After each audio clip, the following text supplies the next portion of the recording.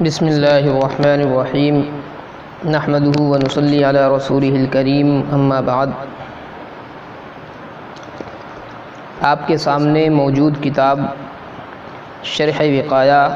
یہ فقہ حنفی کی مشہور و معروف کتاب ہے اور اپنی بہت سی خصوصیات کی بنا پر بہت سے عربی مدارس میں، خاص طور پر دارالعلوم دیوبند سے جو منسلک مدارس اسلامیہ ہیں، ان میں سال چہارم میں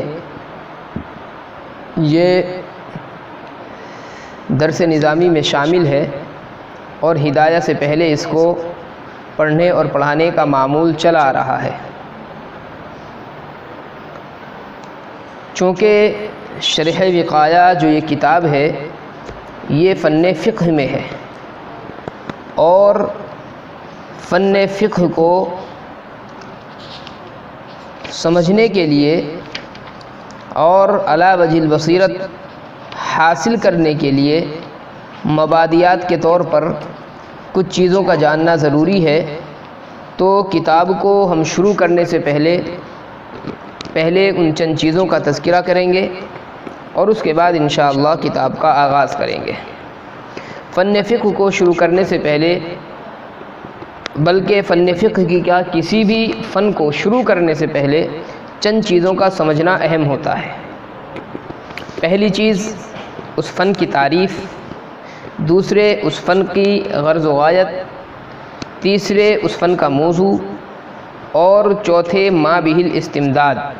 یعنی اس فن میں کن کن علوم سے کن کن چیزوں سے مدد لی گئی ہے۔ نمبر 5 اس فن کا حکم، اور نمبر 6 اس فن کے تدوین یا اس کے مدون کا نام اور واضح کا نام۔ نمبر 7 مصنف کے مختصر حالات، متعلقہ کتاب کسی بھی فن کی جو ہم پڑھ رہے ہیں اس کتاب کے مؤلف کون ہے، مصنف کون ہے۔ تو یہ مبادیات میں چند چیزیں آتی ہیں جن کا سمجھنا ضروری ہوتا ہے۔ تو سب سے پہلے ہم فقہ کی تعریف سمجھ لیتے ہیں۔ فقہ کی 2 تعریفیں ہیں، ایک تعریف لغوی ہے اور ایک تعریف اصطلاحی ہے۔ لغت کے اعتبار سے یہ باب سمیہ کا مصدر ہے اور قاف کے کسرے کے ساتھ پڑھا جاتا ہے، فقیہ یفقہ فقیہن۔ اس کے معنی آتے ہیں جاننا، یا باب کرومہ کا یہ مصدر ہے اور قاف کے ضمے کے ساتھ اس کو پڑھا جائے گا، فقہ یفقہ فقہن۔ اس کے معنی آتے ہیں فقیہ ہو جانا، علم پر غالب ہو جانا۔ تو یہ فقہ کی لغوی تعریف ہو گئی۔ اصطلاحی تعریف فقہ کی کیا ہے؟ تو اس سلسلے میں مختلف اقوال ہیں، مختلف تعریفیں علماء کرام نے فن فقہ کی ہے۔ چنانچہ ان تعریفوں میں سے ایک تعریف یہ کی گئی ہے، هو علم باحث عن الاحکام الشرعیۃ الفرعیۃ العملیہ من حیث استنباطها من الادلۃ التفصیلیہ، یعنی علم فقہ وہ علم ہے جو احکام شرعیہ فرعیہ سے اس حیثیت سے بحث کرے کہ اس کا استنباط تفصیلی دلائل سے کیا گیا ہے۔ هو علم باحث عن الاحکام الشرعیۃ الفرعیہ العملیہ من حیث استنباطها من الادلۃ التفصیلیۃ۔ علم فقہ وہ علم ہے جو احکام شرعیہ فرعیہ سے اس حیثیت سے بحث کرے کہ اس کا استنباط تفصیلی دلائل کے ذریعے سے کیا گیا ہے۔ ایک تعریف یہ ہے، اور یہ تعریف صاحب مفتاح السعادت نے کی ہے۔ اس کے علاوہ امام اعظم رحمۃ اللہ علیہ سے بھی ایک تعریف فن فقہ کی منقول ہے، معرفت النفس ما لہا وما علیہا، آدمی کا اپنے لیے مفید اور مضر چیزوں کو جان لینا۔ دوسرے الفاظ میں اگر ہم یہ تعریف کریں امام صاحب رحمۃ اللہ علیہ نے جو کی ہے، تو حلال و حرام کا جان لینا یہ فقہ کی تعریف ہے۔ دوسری چیز جو آتی ہے وہ آتی ہے فن فقہ کا موضوع۔ تو فن فقہ کا جو موضوع ہے وہ مکلف کا فعل ہے، لیکن یہاں پر یہ بات جاننا ضروری ہے کہ جہاں پر کسی بھی علم کا کوئی موضوع بیان کیا جاتا ہے تو وہاں پر حیثیت کی قید ضرور ملحوظ ہوتی ہے۔ مطلقاً کسی بھی چیز کو کسی علم کا موضوع نہیں بنا سکتے جب تک کہ کوئی نہ کوئی قید اس کے اندر نہ لگا دی جائے۔ تو ہم نے جو موضوع بیان کیا علم فقہ کا، ما یبحث فیہ عن عوارض ذاتیہ، یہ تو موضوع کی تعریف ہو گئی کہ جس چیز کے ذاتیات سے بحث کی جاتی ہے وہ موضوع بنتا ہے۔ اب فقہ میں کس چیز کی ذاتیات سے بحث کی جاتی ہے؟ تو بتایا کہ مکلف کا فعل، یہ اصل فن فقہ کا موضوع ہے، لیکن مکلف کا جو فعل ہے وہ مطلقاً فن فقہ کا موضوع نہیں بنے گا، بلکہ من حیث الحلال والحرام کے ساتھ میں یہ مقید ہوگا۔ تو فعل المکلفی من حیث الحلال والحرام یہ فن فقہ کا موضوع ہے۔ تیسری چیز ہے فن فقہ کی غرض اور غایت۔ فن فقہ کی غرض و غایت جو ہے الفوز بسعادت الدارین، یعنی دارین کی نیک بختی حاصل کر کے بامراد ہو جانا، کامیاب ہو جانا، دنیا اور آخرت کی نیک بختی حاصل کر کے بامراد ہو جانا۔ اب دنیا اور آخرت دونوں کی کامیابی فن فقہ سے کیسے حاصل ہوگی؟ تو دنیا کی کامیابی تو فن فقہ کے ذریعے یہ ہے کہ فقہ سے احکام شرع کا علم ہوتا ہے، اور احکام شرع کا جب علم ہوگا تو مامورات پر پھر عمل کیا جائے گا اور منہیات سے بچا جائے گا۔ اور ظاہر بات ہے دنیا میں جو مامورات پر عمل کر لے اور منہیات سے بچ جائے یہ اس کی بہت بڑی کامیابی ہے۔ اور آخرت کی کامیابی فقہ کے ذریعے اس طریقے سے ہے کہ دنیا میں مامورات پر عمل کر کے منہیات سے بچ کر کے جب مرنے کے بعد آخرت میں جائے گا تو جنت اور جنت کی نعمتوں سے سرفراز کیا جائے گا، یہ اس کی اخروی کامیابی ہے، آخرت کی کامیابی ہے۔ تو یہ تین چیزیں ہو گئیں، فن فقہ کی تعریف ہو گئی، فن فقہ کا موضوع ہو گیا، اور فن فقہ کی غرض و غایت ہو گئی۔ تیسری چیز، چوتھی چیز جو ہم نے بتائی تھی وہ ہے ما بہ الاستمداد، یعنی فن فقہ کو حاصل کرنے کے لیے فن فقہ میں کس چیز سے مدد کی گئی ہے، فن فقہ کو مدون کرنے کے لیے کن کن چیزوں سے مدد حاصل کی گئی ہے۔ تو فن فقہ جو مدون کیا گیا ہے اس میں جن چیزوں سے مدد طلب کی گئی ہے وہ چار ہیں۔ نمبر 1 کتاب اللہ، نمبر 2 سنت رسول اللہ، نمبر 3 اجماع، نمبر 4 قیاس۔ یہ چار چیزیں ہیں جن کے ذریعے سے فن فقہ کو مدون کرنے میں مدد لی گئی ہے۔ اسی وجہ سے ان چاروں چیزوں کو اصول فقہ کہا جاتا ہے۔ اور آپ نے اصول فقہ کے موضوع پر جو کتاب پڑھی ہے اس سے پہلے غالباً آپ نے صرف اصول الشافعی کہیں پر پڑھی ہوگی، یا ممکن ہے بعض جگہوں پر نور الانوار کا کچھ حصہ بھی پڑھا دیا جاتا ہے۔ تو فن اصول الشافعی جب آپ نے پڑھی ہوگی تو اس کے اندر یہ چاروں ہی بحثیں آتی ہیں، کتاب اللہ کی بحث ہے، سنت رسول اللہ کی بحث ہے، اجماع کی بحث ہے، اور قیاس کی بحث ہے۔ تو اصول فقہ جو ہے یہ چار چیزیں ہیں۔ تو یہ چار چیزیں ہو گئیں۔ پانچویں جو چیز ہے وہ ہے فن فقہ کا حکم کیا ہے، اس کی شریعت میں کیا حیثیت ہے۔ تو یہ بات جو ہے دلائل سے ثابت ہے کہ ضروریات دین کا سیکھنا، اتنا علم حاصل کرنا جس سے دین کی ضروریات معلوم ہو جائیں، دین کی ضروریات کا علم ہو جائے، اتنا علم حاصل کرنا یہ فرض عین ہوتا ہے۔ اور دین کی ضروریات ظاہر بات ہے فقہ کے ذریعے یہ حاصل ہوتی ہے، تو فقہ کے گویا کہ ان مسائل کا جاننا جو دین کے لیے ضروری ہیں یہ تو فرض عین ہے، اور ان کے علاوہ علوم کا حاصل کرنا یہ استحباب کا درجہ رکھتا ہے۔ چھٹی چیز ہے تدوین۔ فن فقہ کی تدوین کب ہوئی ہے؟ تو اس سلسلے میں یہ بات سب سے پہلے ذہن میں رکھیں کہ فقہ کی جو ابتدا ہے وہ خود آقا صلی اللہ علیہ وسلم کے زمانے مبارک میں ہوئی ہے، آپ کے عہد مبارک میں ہوئی ہے۔ قرآن کریم میں خود ارشاد فرمایا گیا ہے لِيَتَفَقَّهُوا فِي الدِّينِ، لوگوں کو چاہیے کہ وہ دین میں تفقہ حاصل کریں، دین کا علم حاصل کریں۔ اور آقا صلی اللہ علیہ وسلم نے بھی علم سیکھنے کی فضیلت خود بیان فرمائی ہے، مَن يُرِدِ اللَّهُ بِهِ خَيْرًا يُفَقِّهْهُ فِي الدِّينِ،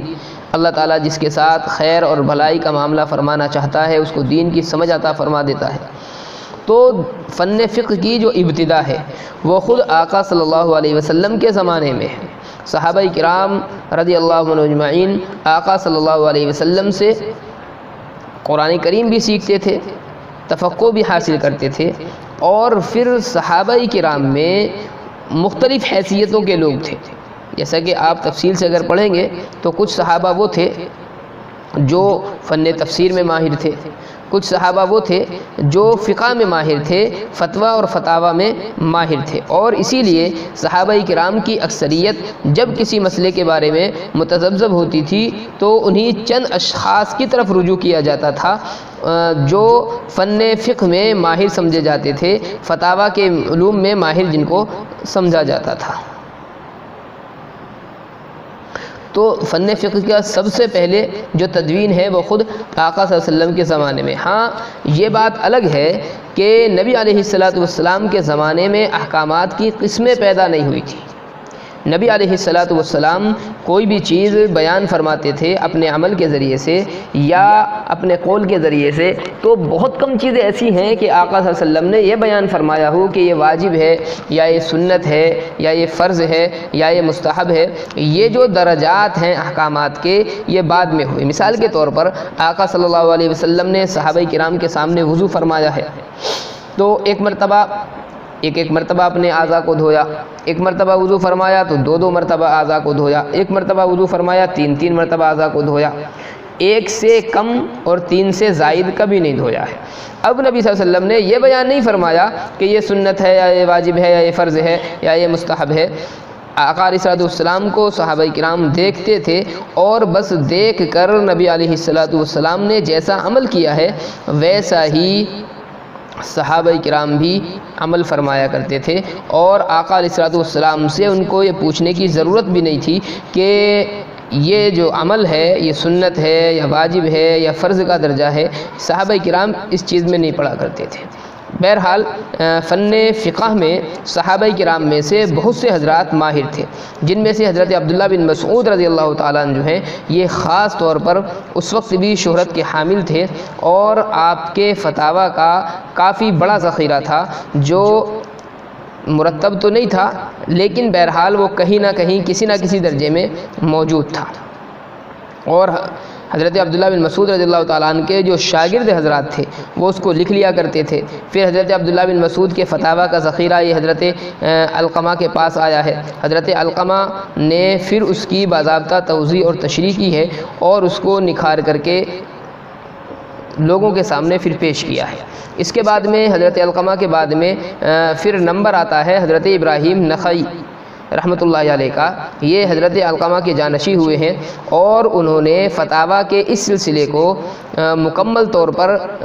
جمع کیا ہے اور اس لائق بنا دیا تھا کہ لوگ حضرت عبداللہ بن مسعود رضی اللہ تعالیٰ عنہ کے فتاویٰ سے مکمل طور پر فائدہ حاصل کر سکیں۔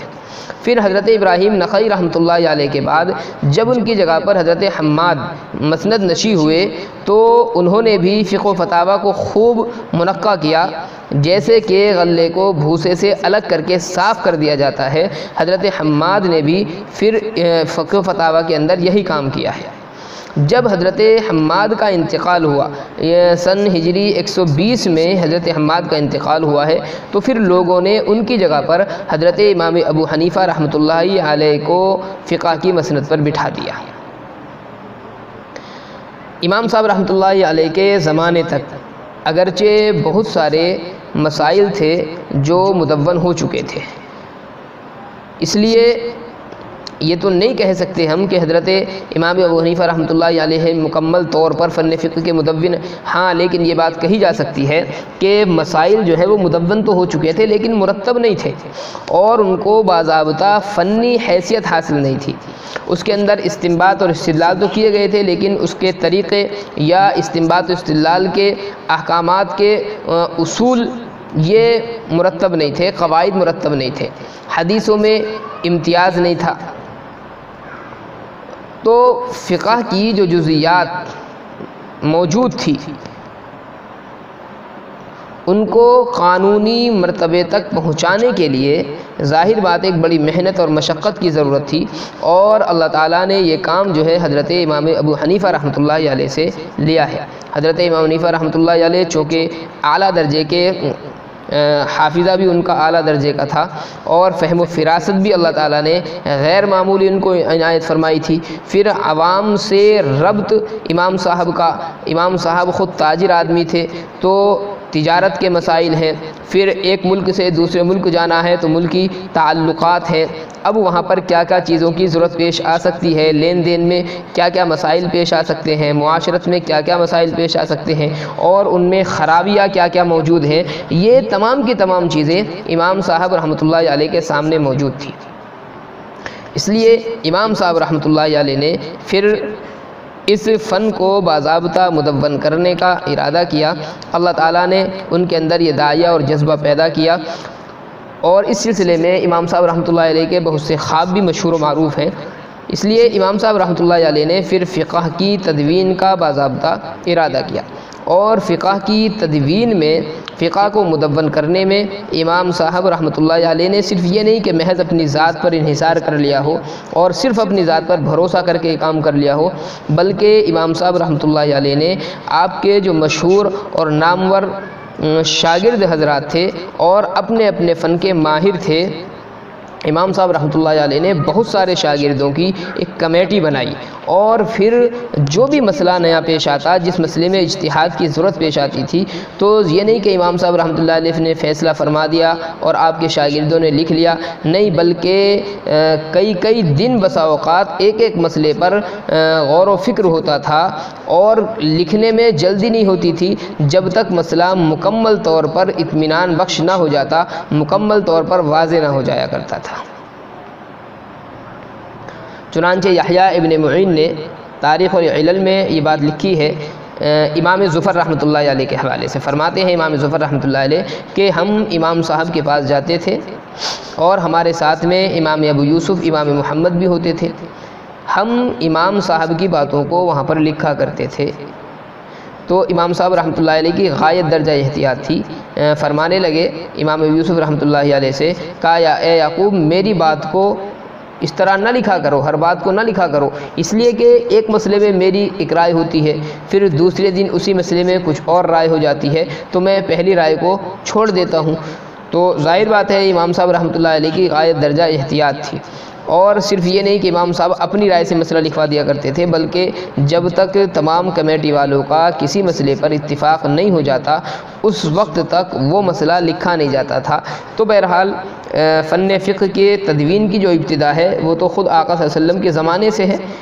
جیسا کہ حضرت عبداللہ بن مسعود رضی اللہ تعالیٰ عنہ کے فتاویٰ تھے،